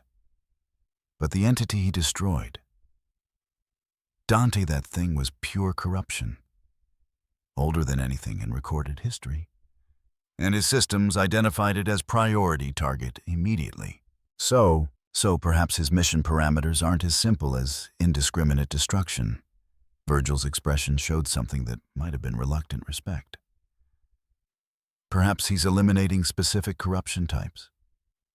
Hell essence in its purest form. And everything else. He gestured around at the damaged but surviving chamber. Everything else is collateral damage from pursuing that objective. Dante considered this, then pushed himself upright with considerable effort. Great. So we're dealing with a one-man apocalypse, who might have noble intentions buried under several tons of "I don't give a damn about your dimensional stability." That's so much better. They started moving toward the exit, both conserving energy, both aware that if they encountered any serious threats before reaching the surface, they'd be in serious trouble. The battle had drained reserves that normally took days to fully replenish. Behind them, the chamber's damaged walls began exhibiting new signs of instability. Reality trying to reassert itself after being forced through several illegal states, struggling to remember what normal physics looked like. The process would take months, maybe years, before this space could be safely traversed again. But at least the entity was gone. That thing had been sealed for good reason, and having it fully destroyed meant one less existential threat lurking in the underworld's foundations. They'd accomplished that much, even if every muscle in their bodies was currently filing formal complaints about the methodology. Above them, the Doomslayer emerged into levels that were almost familiar, and his scanner began cataloging new targets. The Qliphot's root system still extended through these chambers, still connected to infrastructure that could be dismantled. Still hell-adjacent enough to register as valid target designation. The mission continued. The ascent back toward the surface took longer than the descent. Not because of distance, the passages were the same, the chambers unchanged in their physical configuration. But the underworld was dying in slow motion, its structural integrity degrading with each passing minute. Sections that had been stable during their initial traverse were now exhibiting catastrophic failure states. Walls buckled inward without warning. Floors developed sinkholes that opened into dimensions that shouldn't connect to baseline reality. The air itself was becoming uncertain about what properties it should maintain, oscillating between vacuum and high-pressure states that would have killed unaugmented humans instantly. The Doomslayer navigated through it all with mechanical precision, his armor compensating for environmental variables that kept changing faster than conscious thought could process. Behind him, Dante and Virgil followed more carefully, both conserving remaining energy reserves while maintaining enough defensive readiness to handle sudden threats. They emerged into a chamber 3 levels below the Qliphot's main root structure and immediately knew something had changed. The ambient energy density had spiked dramatically, not from structural collapse, but from something actively drawing power through the dimensional frameworks. Essence flowing in patterns that suggested intelligence rather than random decay. Virgil's hand found Yamato's grip. Something's feeding on the destabilization, using the chaos to anchor itself more fully in this reality. The Doomslayer stopped helmet angling toward a passage on the far side of the chamber. His scanner was painting threat assessments across his helmet display, and the numbers were climbing past anything he'd encountered since arriving in this dimension. Not just dangerous, existential. The kind of power concentration that could threaten entire realities if left unchecked. Primary target acquired. Maximum threat level. All other objectives secondary. He started moving toward the source, and this time there was something different in his posture. Not just combat readiness, but absolute commitment. Whatever waited ahead was the reason his systems had brought him to this dimension. Everything else, the demons, the sealed entities, even the cooperation with the demon-blooded warriors, had been preparation for this confrontation. They descended through passages that were actively reshaping themselves. Stone flowing like water, as the underworld's fundamental structure tried to accommodate forces it had never been designed to contain. The temperature climbed steadily, rising past thresholds where organic matter should combust, then kept climbing. Ambient radiation increased, fluctuating across spectrums that included things conventional physics didn't have names for. The passage opened into a space that defied immediate comprehension. Not a chamber, more like a pocket universe that had been carved into the underworld's dimensional framework. The boundaries were uncertain walls that existed and didn't exist simultaneously, flickering between states faster than perception could track. At the center, suspended in what might have been air, or might have been something more fundamental, was the entity that had been drawing power from the collapse. It had form, but the form kept changing. One moment appearing almost humanoid, towering and terrible, wrapped in substance that looked like congealed darkness. The next moment dissolving into pure geometry, mathematical patterns that hurt to perceive, directly equations written in flesh and bone and suffering. Then reforming as something else entirely, tentacles and wings and mouths and eyes, organs that served purposes biology had never imagined. This was what the sealed entities had been fragments of.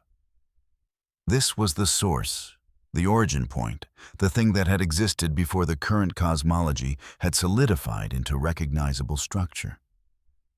When the first demons had organized hell into kingdoms and hierarchies, this had been imprisoned not through superior power, but through cosmic consensus, every major force agreeing that allowing it to remain active would prevent the establishment of anything resembling stable reality across any dimension. It called itself many names across many frequencies, but the closest translation to human language would have been simple and terrible original sin, the first corruption, the Earth's source of all hell taint that had spread across dimensions since reality had cooled enough to support organized existence. And it had been waking up incrementally, with every tremor, every dimensional ripple, every instance of the Slayer's presence, weakening the barriers that kept it contained. The two entities they'd destroyed hadn't been guards. They'd been antibodies, fragments of its consciousness, sent out to investigate disturbances and eliminate threats before they could reach the core. Those fragments had failed. Now the core was awake, fully manifested, and absolutely furious. It perceived the Doomslayer with recognition that went beyond simple awareness. This was the force that had purged demons across countless dimensions, that had turned the tide of wars. Hell thought it had won, that had broken siege engines, designed by minds that understood physics better than physics understood itself. This was the presence that reality itself seemed to reject, the warrior who had been forged in conflicts so intense that conventional mortality had simply stopped applying. And it was here in this space, bringing weapons that could sever connections between soul and flesh, wearing armor that had been baptized in the blood of demon gods. The entity's attention focused with absolute intensity. This was threat. This was danger. This was something that needed to be destroyed immediately before it could inflict damage that would take centuries to heal. It attacked with force, designed to erase mountains.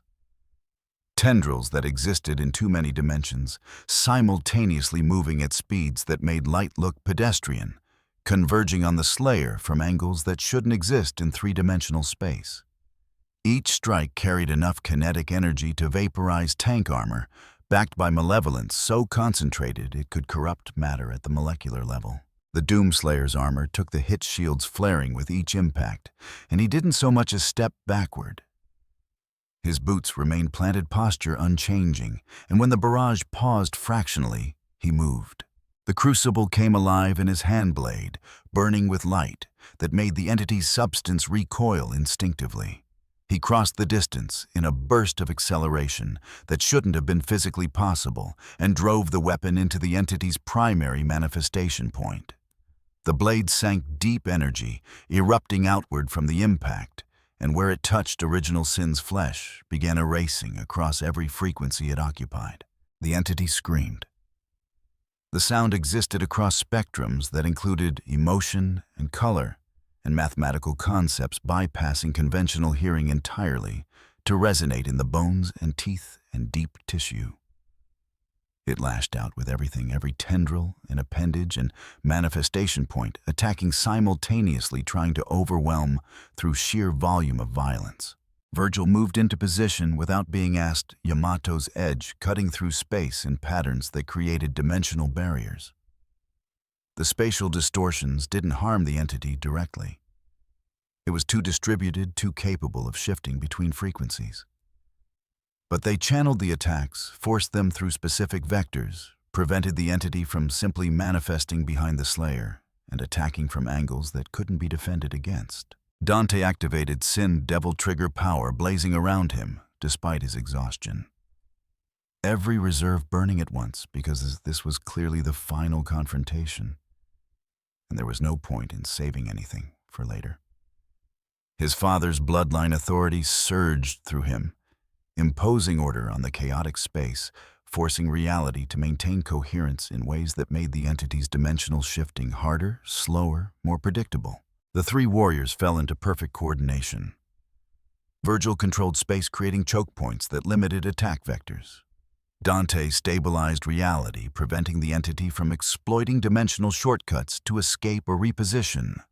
The Slayer pressed the assault with relentless efficiency, crucible carving through manifestations, each strike, removing portions of existence that couldn't regenerate. But original sin was vast. Incomprehensibly vast.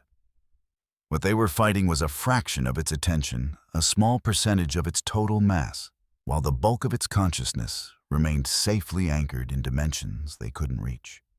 It could sustain losses indefinitely, growing new substance from reserves that seemed limitless while they were finite beings, with exhaustion timers counting down toward zero. The entity recognized this. It began targeting them, systematically trying to break the coordination that was the real threat. Tendrils lashed toward Virgil, attempting to collapse his spatial barriers through brute application of force. Other appendages went after Dante, trying to disrupt his concentration to break the reality anchor that was preventing easy dimensional shifting. The Doomslayer took hits meant for both brothers. His armor absorbed impacts that would have pulverized lesser beings, shields flaring to critical levels with each strike. Damage was accumulating, stress fractures, spreading through chest-plating power systems, flickering in the shoulder guard sections where the jade luminescence had dimmed to near invisibility. But he didn't retreat, didn't slow down, just kept pushing forward with the kind of relentless momentum that had broken sieges and shattered armies. He drove the crucible deeper into the entity's manifestation, triggering the blade's maximum output. Energy cascaded through original sin substance, spreading faster than it could amputate infected sections, consuming flesh across multiple dimensional frequencies simultaneously. The entity thrashed every manifestation point, suddenly reversing course, trying to break contact before the annihilation cascade reached critical mass. It began withdrawing consciousness, pulling back from baseline reality, retreating toward dimensions where physical weapons couldn't follow, and the crucible's energy couldn't reach. Virgil saw the motion instantly. His eyes met Dante's across the chaotic space, and understanding passed between them. Without words, the same coordination they'd used against the sealed entity scaled up to match the threat level. Yamato moved in patterns too complex for the eye to follow, cutting through dimensional anchor points simultaneously across 7 different frequencies. Judgment, cut after judgment, cut. Spatial slashes that intersected and overlapped, creating zones where reality itself was being carved into fragments too small to support organized existence. Every escape route the entity tried to use collapsed as soon as it formed cut away by a blade that could sever the connections between dimensions. Dante's power surged to levels that made his physical form blur at the edges. Sin Devil trigger burning so bright it hurt to look at directly. He wasn't just stabilizing reality anymore. He was imposing absolute law and chaos, using bloodline authority inherited from Sparta to force the entity into a single coherent state where it could be killed permanently. Every fragment of consciousness, every piece of distributed awareness compressed into one location where the crucible's annihilation energy could reach it. The entity fought with everything it had. Reality bent under the strain of forces that shouldn't be able to interact, spatial cuts from a demon blade, reality anchoring, from inherited divine authority, annihilation, energy, from weapons forged in wars that had consumed entire dimensions. The pocket universe they occupied began destabilizing boundaries, flickering as the framework supporting it started to fail. The Doomslayer held his position at the center of the Maelstrom crucible, driven deep into the entity's compressed core and pushed more power through the blade than the weapon was designed to safely handle. Energy output spiked past every red line threshold. Annihilation force spreading through original sin's substance across every dimension. It occupied, simultaneously burning away existence from the inside out at a rate that exceeded regeneration capacity. Original sin tried to bargain. Communication came through channels that bypassed language offers of power, promises of knowledge, threats of consequences if they continued. It painted images directly into their minds, realities where they could rule as gods, dimensions where their desires would shape existence itself, futures where mortality was optional and power unlimited. None of them responded. The Slayer, because his mission parameters didn't include negotiation with hell corruption. Virgil, because he'd spent years pursuing power and knew intimately that anything offered by entities like this came with costs that made the price unacceptable. Dante, because he'd seen too many people destroyed by deals with demons to ever consider it himself. They just kept fighting, kept pushing, kept forcing the entity toward total destruction, despite its increasingly desperate attempts to escape. The collapse accelerated. Original sin's substance compressed down to a single point, drawn inexorably inward by the convergence of three different forces: Yamato's spatial manipulation, cutting away every escape route, Dante's reality anchor, forcing coherence in baseline dimension, and the Crucible's annihilation energy consuming existence across all frequencies simultaneously. The compression continued past physical limits, past quantum thresholds, where particles stopped following conventional rules, past the point where even supernatural entities should have been able to maintain structural integrity. The entity's consciousness fragmented under the pressure awareness, splintering into pieces that couldn't coordinate, couldn't think, couldn't even maintain the baseline cognition required to panic. Then, the Doomslayer twisted the Crucible one final time, activating the blade's ultimate function, not just destroying matter, but erasing the concept of the target's existence from reality's framework, removing it so completely that even memory would have difficulty maintaining records of what had been there. Original sin screamed one last time, across every frequency simultaneously, a sound that would echo through dimensional barriers for decades, and then it crossed the threshold where existence simply gave up trying to accommodate its presence. The entity winked out across every dimension at once, erased so thoroughly that the space it had occupied immediately began filling with baseline reality rushing in to eliminate the vacuum. Silence fell like the aftermath of apocalypse. The pocket universe collapsed around them. Boundaries failing as the framework that had been sustaining it lost structural integrity. Reality reasserted itself with force that would have killed unprotected beings, snapping back to baseline configuration with violence that made the air crack like thunder. They found themselves standing in a chamber that looked almost normal by underworld standards. Circular stone walls covered in ancient script ceiling high enough to accommodate beings larger than human scale. The only evidence of what had just happened was the temperature still elevated from the energy expenditure and the faint ozone smell that lingered when supernatural forces clashed at maximum output. The Doomslayer deactivated the Crucible blade light, dying as he maglocked the weapon back to its mount. His armor was seriously damaged now, deep scoring across the chest plate, one shoulder guard hanging loose from partial detachment sections where internal systems were visible through breached outer layers. But he remained standing, posture unchanged, threat assessment running continuously to confirm elimination. Target destroyed. Mission parameters satisfied. Hell corruption removed from dimensional framework. Virgil dismissed his sin devil trigger transformation, fading as he sheathed Yamato with hands that trembled fractionally before he forced them still. His breathing was labored ribs aching from overexertion, muscles complaining about demands that had exceeded design specifications. But alive, functional, mission capable despite exhaustion. Dante's sin devil trigger collapsed entirely, power reserves hitting absolute zero. He dropped to one knee using Devil's Sword Dante for support and concentrated on continuing to breathe despite lungs that felt like they'd been replaced with broken glass.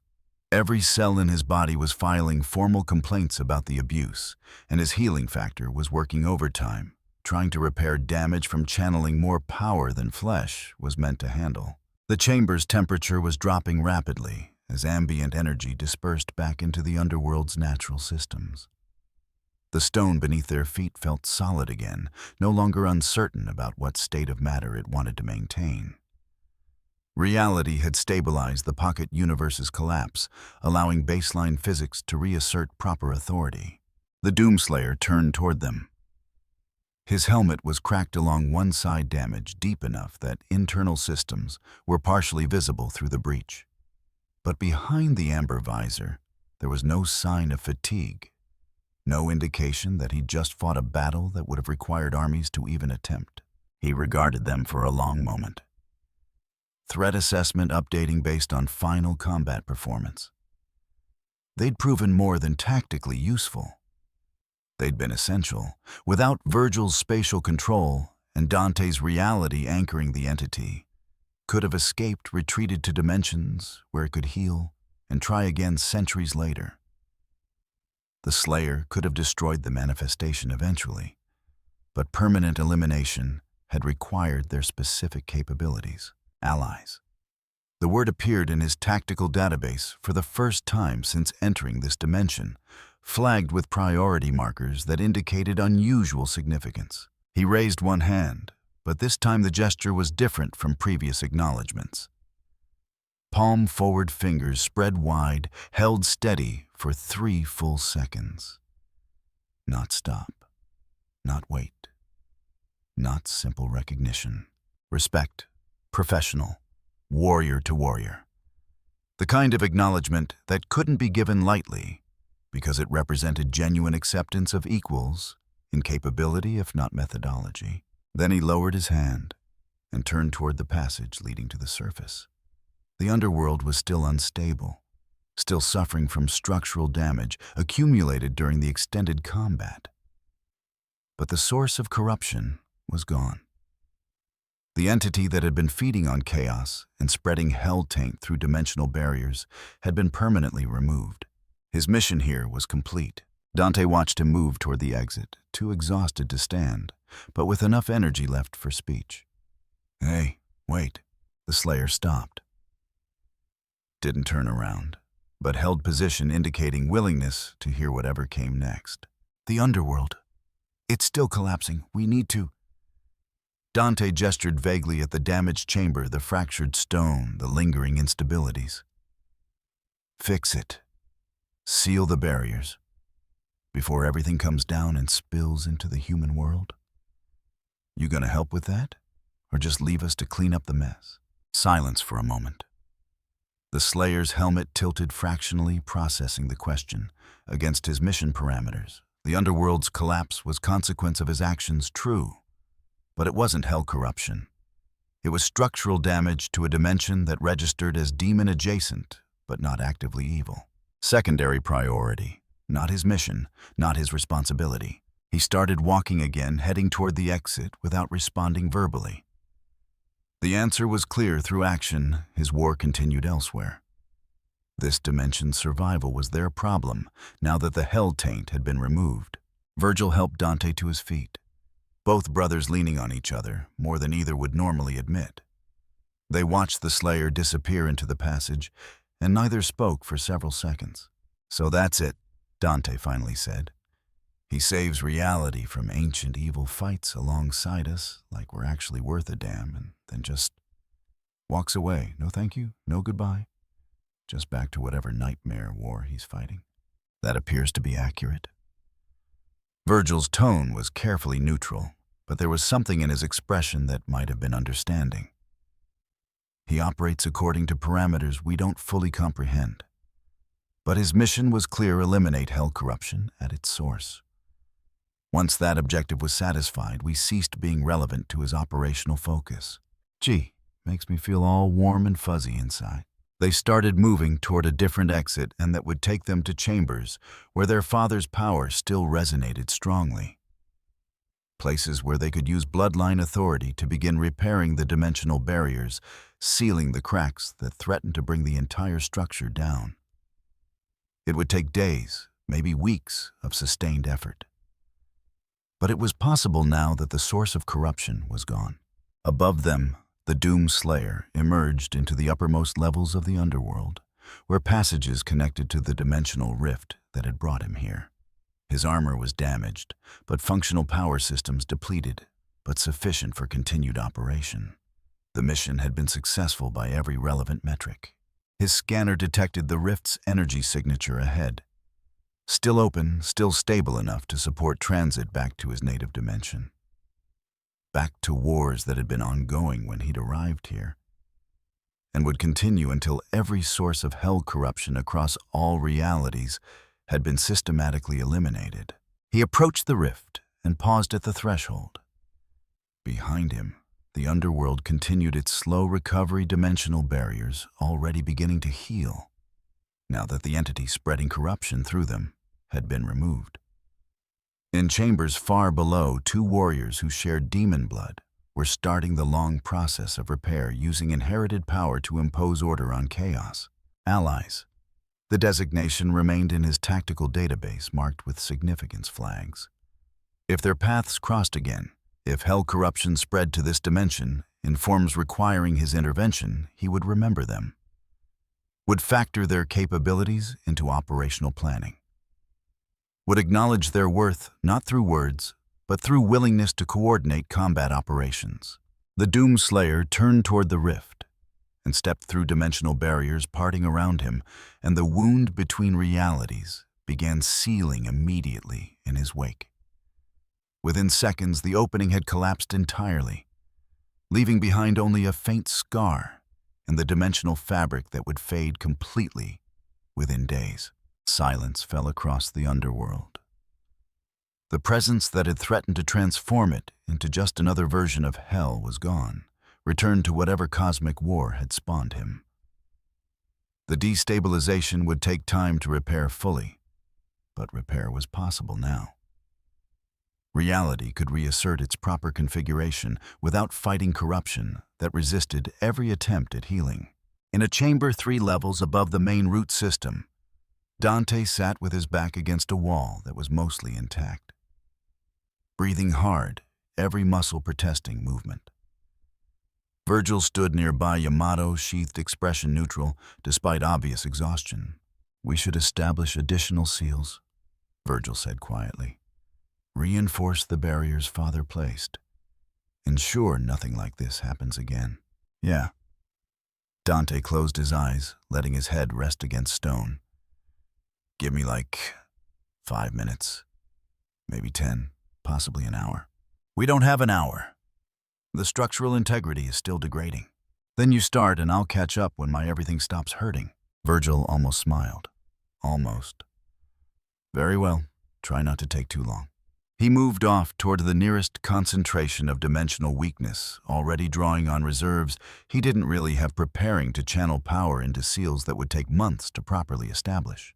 Behind him, Dante forced himself back to his feet, despite his body's formal protests, because collapsing now would be embarrassing, and Virgil would never let him hear the end of it. They'd won. The entity was destroyed, the corruption eliminated, and the underworld would survive to be a problem another day. They'd fought alongside something that defied easy categorization, coordinated with a warrior who measured success in apocalypses, prevented, and somehow managed not to get killed in the process. And the strangest part, Dante kind of hoped they'd run into him again someday, just to see if next time the guy would actually say something, or at least make a gesture that could be interpreted as, "You're welcome." Fat chance, but a guy could hope. He started moving toward where Virgil was already working, ready to begin the long process of fixing what the Slayer's presence had broken and what his mission had saved them from needing to break themselves. Above them, all the dimensional scar finished healing, and the underworld was alone again with its own problems. Exactly as it preferred. Far away, in a dimension where hell had once held dominion and now served as hunting grounds for something far more terrible, the Doomslayer materialized back into his war. Scanner immediately active, identifying targets, calculating termination sequences.